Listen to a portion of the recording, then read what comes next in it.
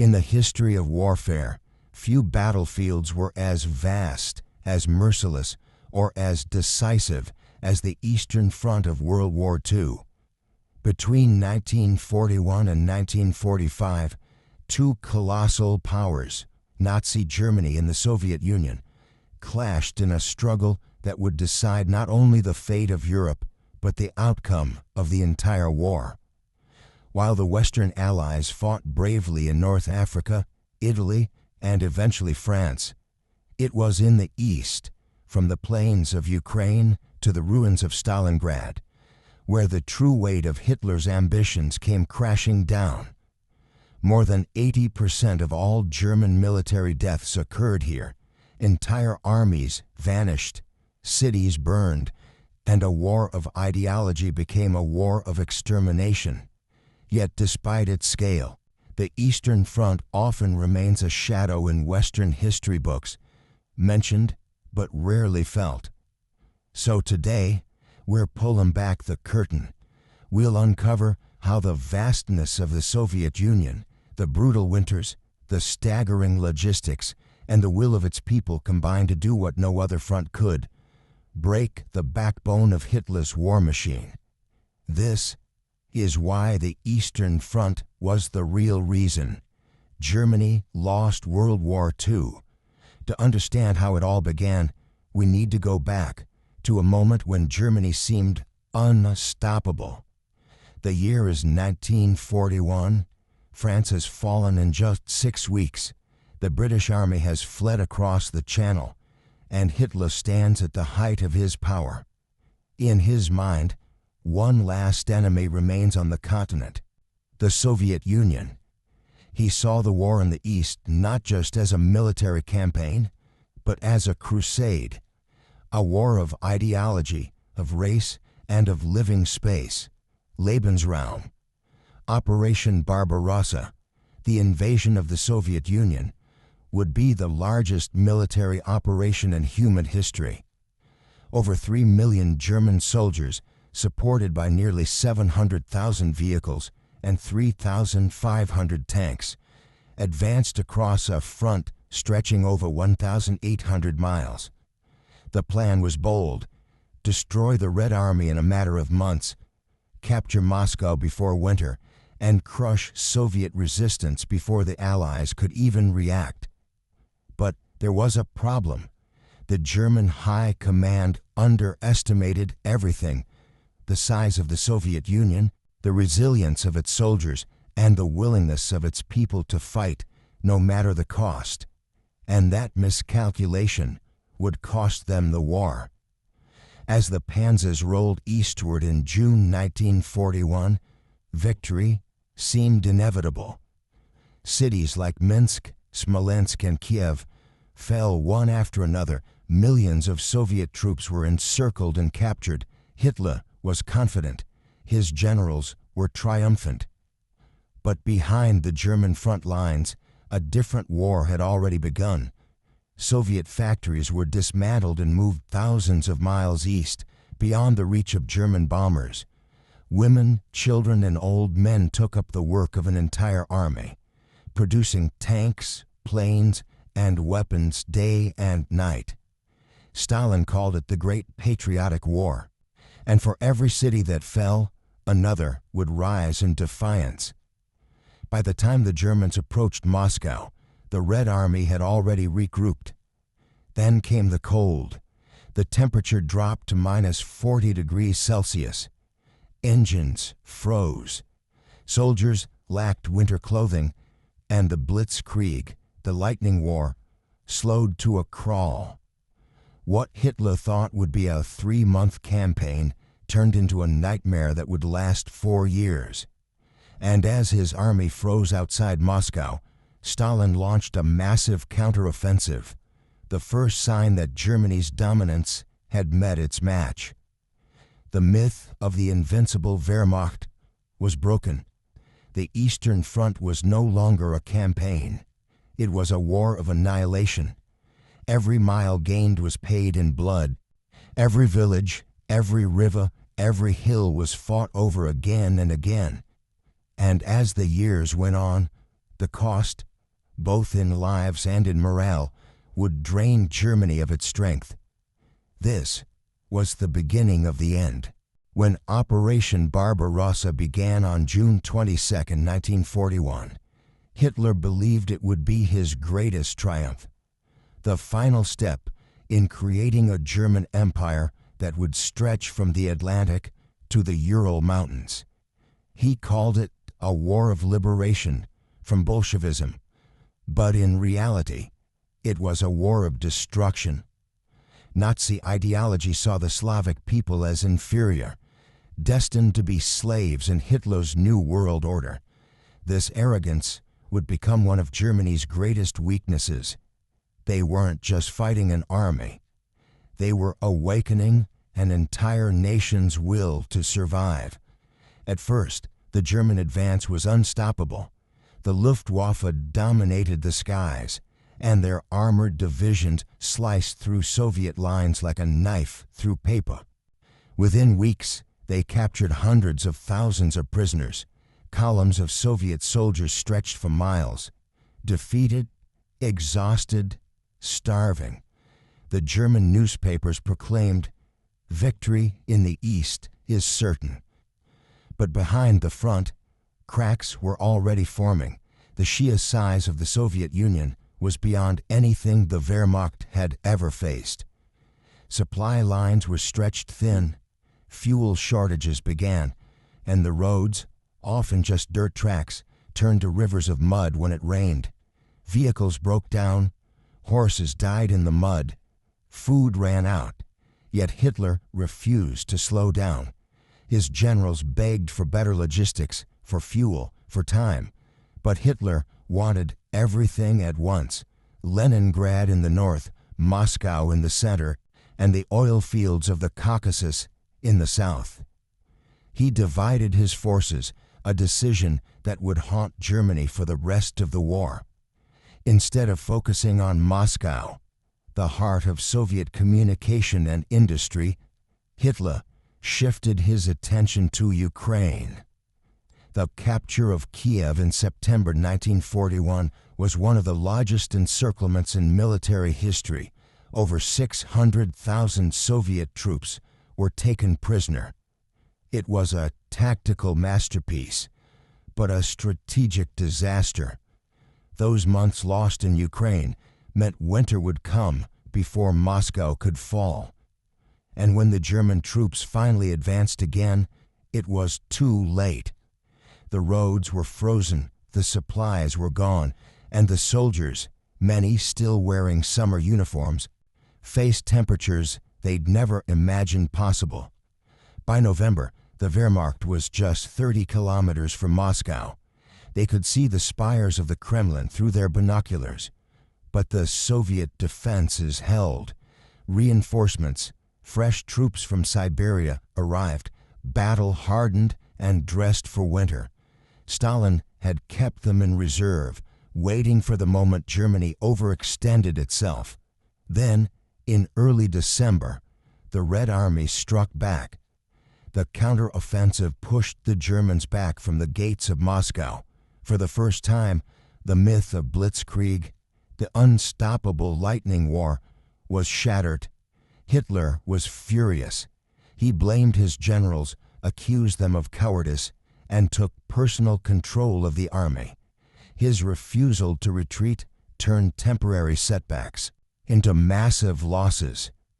And as the new year dawned, 1942, Germany was still stuck deep in the Soviet Union, bleeding men, fuel, and morale. But instead of learning from his mistakes, Hitler made another fatal decision. He looked south, toward the oil-rich Caucasus and a city on the Volga River, a city that would soon become a symbol of resistance and sacrifice: Stalingrad. The stage was set for one of the most brutal and decisive battles in human history, a battle that would break the German army and change the course of World War II forever. By the summer of 1942, Germany's armies were once again on the move. Operation Blue, Hitler's new plan to capture the oil fields of the Caucasus, was underway. The goal was clear: cut off the Soviet Union's fuel supply, starve its tanks and planes of energy, and cripple its ability to fight. But between the German army and the Caucasus stood one city, a name that would soon be burned into history: Stalingrad. Hitler insisted it had to fall, not because it was strategically vital, though it did guard the Volga River, but because it bore Stalin's name. To Hitler, capturing Stalingrad meant humiliating his greatest enemy. To Stalin, losing it was unthinkable. And so, two dictators obsessed with pride and power condemned over 2 million men to die for a pile of rubble. The battle began in August 1942. The Luftwaffe bombed the city relentlessly, turning entire districts into ruins. Civilians were trapped in basements. Soldiers fought from house to house, and the Volga ran red with blood. The Germans advanced, block by block, room by room, but they could never take it completely. Every factory, every apartment, every stairwell became a fortress. Soviet snipers hid in the shadows, and grenades were thrown through cracks in walls. The Germans called it Rattenkrieg, the Rat War. And in this hellish environment, the Soviet defenders refused to break. General Vasily Chuikov, commander of the 62nd Army, famously said, "We will defend the city or die in it." Months passed. The German 6th Army, under General Friedrich Paulus, found itself trapped in an endless nightmare. The Soviet Union, meanwhile, was preparing a trap of its own. In November 1942, the Red Army launched Operation Uranus, a massive counteroffensive that struck at the flanks of the German army, held mostly by weaker Romanian and Hungarian units. Within days, the German 6th Army was surrounded, over 250,000 soldiers trapped inside Stalingrad. Hitler ordered them to hold their ground. He promised that supplies would be flown in by air, that reinforcements would break the encirclement, but the Luftwaffe could never deliver enough. The soldiers began to starve. Temperatures dropped below -30 degrees Celsius. Men froze to death in their trenches. Horses were slaughtered for food. And yet still, Hitler refused to let them surrender. By January 1943, the once proud 6th Army was broken. Ammunition was gone. Entire regiments had vanished. General Paulus begged Hitler to let him surrender, but the order never came. On January 31, 1943, Paulus finally surrendered, defying Hitler's orders. 2 days later, the last German resistance in Stalingrad ended. Of the 250,000 men who entered the city, only about 6,000 would ever return to Germany. Stalingrad was more than a battle. It was the psychological collapse of the German dream. The myth of invincibility was gone. Across the world, people realized Germany could be defeated. But the war in the East was far from over. Hitler refused to admit defeat. In the summer of 1943, he launched one final massive offensive, Operation Citadel, aimed at the Soviet city of Kursk. It would become the largest tank battle in history. Over 6,000 tanks, 4,000 aircraft, and 2 million soldiers clashed across the fields of western Russia. The Germans believed they could regain the initiative, but this time the Soviets were ready. For months, they had built vast defensive lines, trenches, bunkers, and anti-tank mines, stretching hundreds of kilometers. When the German offensive began in July, they ran headlong into this steel wall. Soviet T-34s ambushed the German panzers. Artillery rained down on advancing troops. And for the first time, the Red Army not only stopped a German attack, It counterattacked and won. After Kursk, Germany would never again launch a major offensive on the Eastern Front. From this point forward, it was only retreat. The Red Army began to push west, toward Poland, toward Berlin, toward revenge. The victories at Stalingrad and Kursk marked the true turning of the tide. They were proof that the Eastern Front, not Normandy, not North Africa, was the decisive theater of World War II.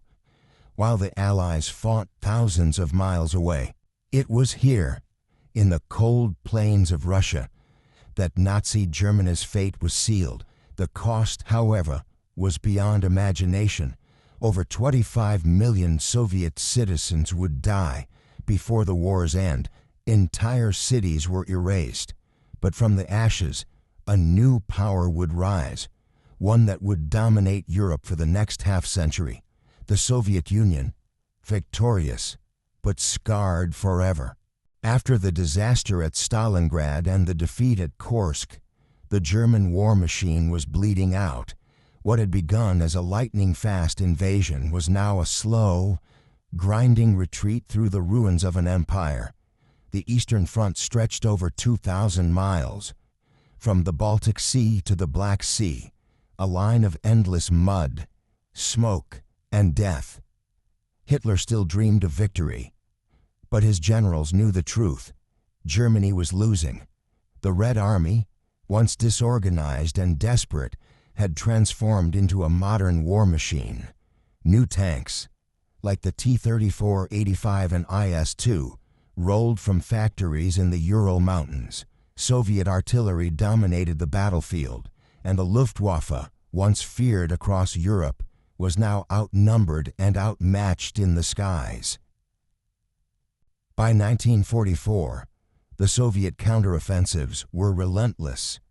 Operation Bagration, launched in June that year, completely destroyed Germany's Army Group Center. Over 400,000 men lost in just 2 months.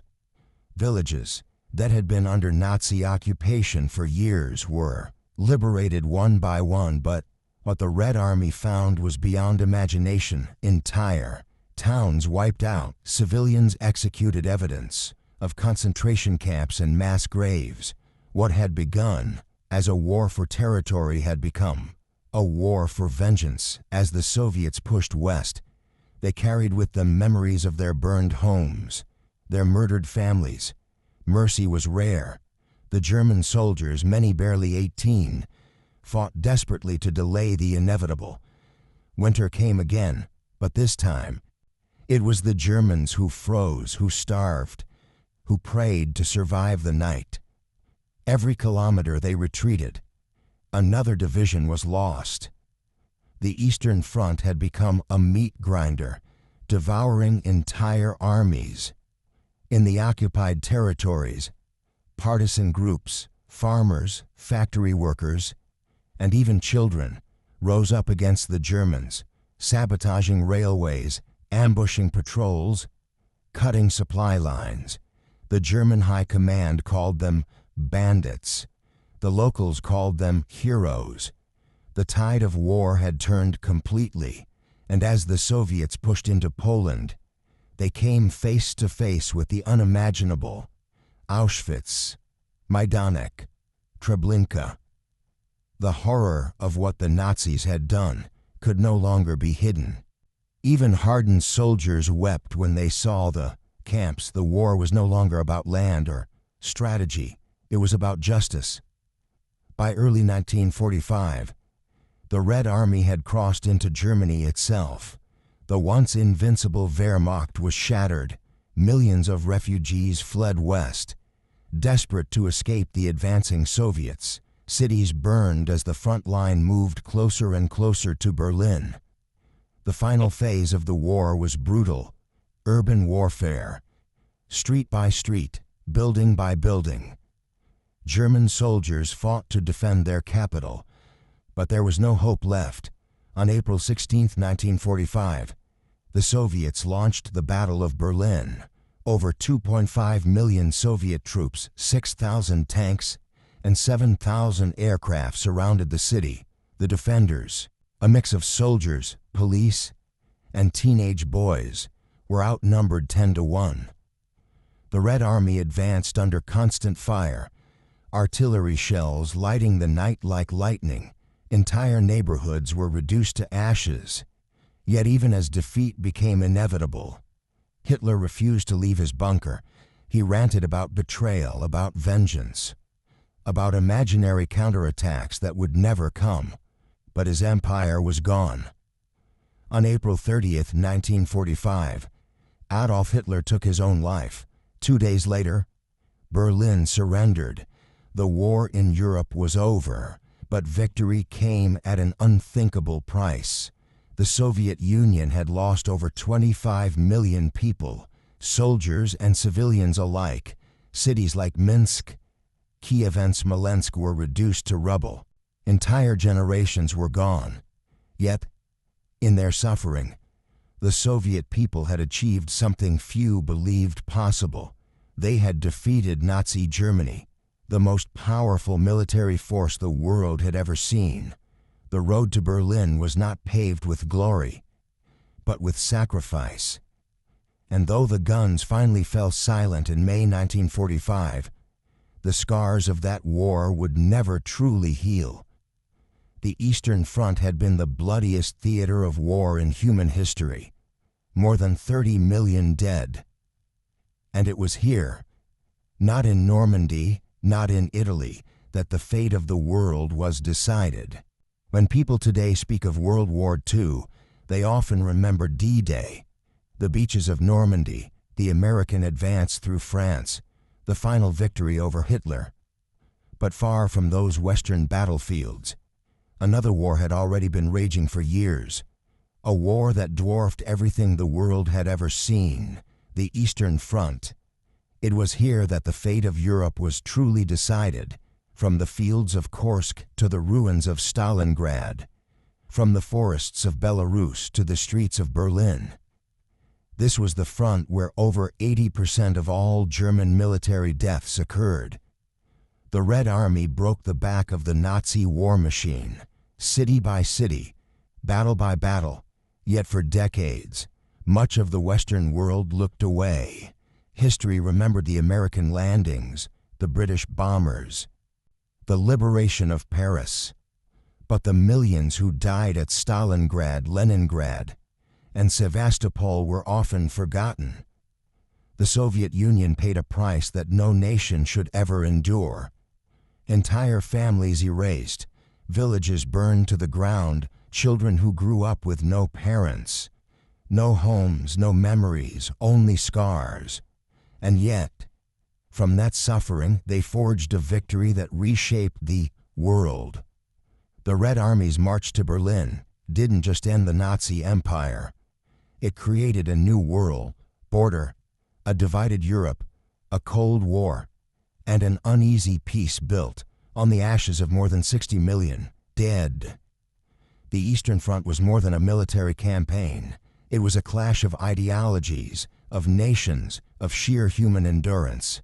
Every hill, every trench, every ruined street told a story of unimaginable courage and unimaginable loss. It showed the limits of power and the strength of a people who refused to die. The Germans fought for conquest, the Soviets fought for survival, and in that difference lay the outcome of the war.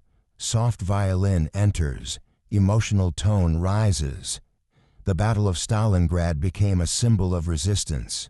The victory at Kursk, a symbol of resilience. The fall of Berlin, a symbol of retribution. But behind those symbols were human lives, soldiers who froze in the snow, mothers who waited for sons who never came home, and cities that would never be rebuilt the same way again. That is the true cost of victory, and as decades pass, and the memory of that war fades, we must remember this truth. The Eastern Front was not just the place where Germany lost the war. It was the place where the world was saved at an unthinkable cost. Millions died so that tyranny could fall. Their names are mostly forgotten, but their sacrifice echoes through history because it was in the cold, blood-soaked soil of the East, in the ruins of Stalingrad, in the fields of Kursk, and on the road to Berlin, that the future of humanity was decided. This was the real reason Germany lost World War II. This was the Eastern Front.